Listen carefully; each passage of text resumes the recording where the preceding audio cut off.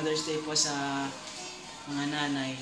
And then sa WCM Mothers po sa pamilya. Happy Mother's Day po sa inyo. Pagpalain po kayo ng Panginoon.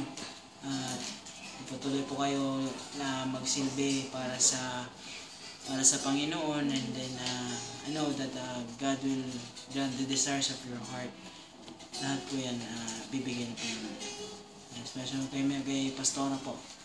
Pastora Liberty. Ma, salamat po, and I love you so much, and then thank you for everything that you taught me all about Jesus, how to serve Him, how to humble myself sa bawat oras ng minuto ng pagmiministeryo sa Panginoon. At maligayang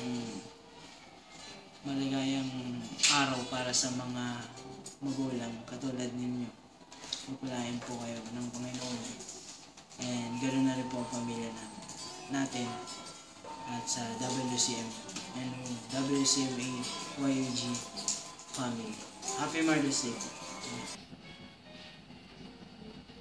Happy Mother's Day for all the mothers in church, and also for our mentor, Mami, na maraming salamat po sa pagmamahal and sa kalinga.